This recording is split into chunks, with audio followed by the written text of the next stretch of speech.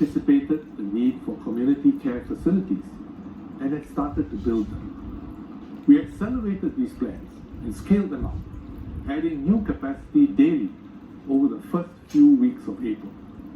At the peak on the 12th of May, we were caring for close to 20,000 patients in our community care and similar facilities. This is more than the total number of beds in all our public acute hospitals put together.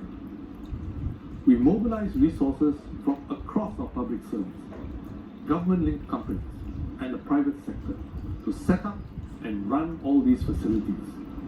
Healthcare volunteers stepped forward to help man them. This is how we are able to take care of every patient without overwhelming our healthcare system and putting lives at risk.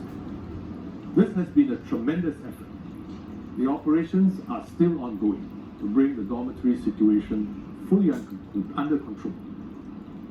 But the number of daily cases has already come down to between a third and half of the peak. About 2/3 of the patients have already fully recovered.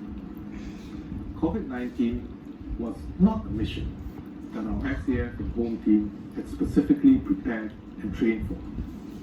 But they demonstrated their readiness and flexibility by stepping up to establish the joint task forces within days to support their MOM and MOH colleagues who were already on the front lines. The JTS played a critical role by establishing a command, control, and information system, deploying forward assurance and support teams to all the dormitories to look after more than 300,000 workers and supporting MOH's overall medical support plan. Every day, as many as 1,000 patients had flowed into and through our care facilities. Every one of them needed to be individually tracked, tested, monitored, isolated while infectious, moved safely to the right places, and given the right treatment. Over the past 2 months, I worked closely with many of our officers and tracked closely the work that they are doing. I would like to thank every one of them for their extraordinary and selfless contributions. It is a massive task, and our officers from our entire whole of nation team are doing a tremendous job. The clear lesson for me is that in peacetime, we need to plan on facing the unknown and build deep reserves of people and capabilities so that when we face a crisis, we can act decisively and respond flexibly and rapidly. Second, we need economic resilience. In the immediate term, this means dealing with the direct impact of COVID-19 on our livelihoods and supply chains. Thus far, we have managed to maintain our food and essential supplies through stockpiling, diversification, and self-production. These would not have been possible without the industrial capacity and economic resilience that we have built up over the years. Keeping Singaporeans informed daily and dealing with the crisis in a transparent, systematic, and thorough way has further strengthened Singapore's reputation for trust, credibility, and transparency in the eyes of international investors. This will stand us in good stead. We have faced and overcome such challenges before.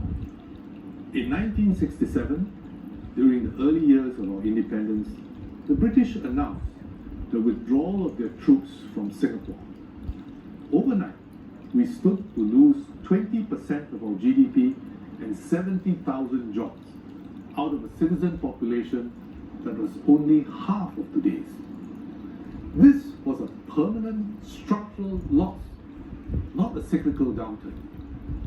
But Singaporeans gritted our teeth, rolled up our sleeves, and moved ahead. We invested in education and infrastructure, opened ourselves to the world, and promoted new industries like shipbuilding and repair, electronics and tourism. We are far more resilient today than in 1967 and better positioned to create new markets, businesses and jobs to replace the ones that will be lost. My colleagues will be elaborating on our economic resilience, recovery, and growth programs in the coming days. Every crisis strains our social fabric. The trauma of independence etched deeply in the minds of Singaporeans the need for harmony, unity, and solidarity. It begins with our children. Education for all gives every Singaporean the opportunity to build a better life and share the fruits of our progress. High quality, affordable public housing provides all Singaporeans a home and a stake in our country's future. Ethnically integrated HDB neighborhoods foster racial and religious harmony. We have drawn on these deep reserves in times of crisis. For example, after the September 11th attacks in 2001, we faced the terrorism threat together and did not allow tensions and suspicions to divide our society. Similarly, we supported one another and came through the Asian financial crisis, SARS, and the global financial crisis together. COVID-19 is an even bigger test. I'm heartened to see many acts of kindness, care, and compassion from Singaporeans and our friends living here.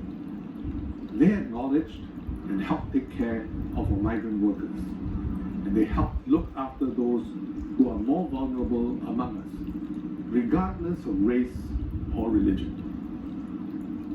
We all share a common humanity. What we do in a crisis reflects who we are and the values which motivate us as a people and as a nation. COVID-19 is not the first crisis we have faced, nor will it be the last. As a small country, we are more exposed and vulnerable than others. In our short history, we have repeatedly faced and overcome crises, about once every decade, some more serious than others. The COVID-19 pandemic is the largest and most complex I have encountered in more than 40 years of public service. We have responded to COVID-19 as one nation, mobilizing our financial reserves, our public services, our crisis response capacity, and our social capital. Singaporeans have stepped forward to do our part, helping others in need, keeping ourselves and others safe during the circuit breaker.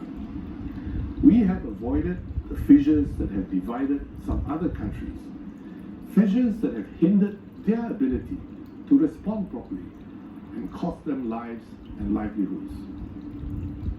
The Multi-Ministry Task Force is overseeing our national response to COVID-19. A new generation of ministers, civil servants, healthcare professionals, home team and SAF officers are taking the lead. For many, this is their first major crisis. The ministers have sought advice and tapped the experience and knowledge of their older cabinet colleagues and consulted widely within and outside the government. Over the past few months, I've worked very closely with them. We speak daily and exchange views freely. They have stepped up to the task, worked together as a team, and led from the front. This is the way that we collectively ensure resilience and continuity in our leadership team for Singapore.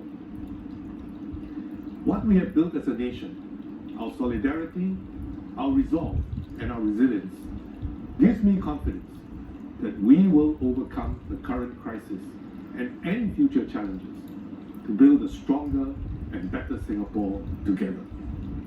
Thank you, and good health to you and your families.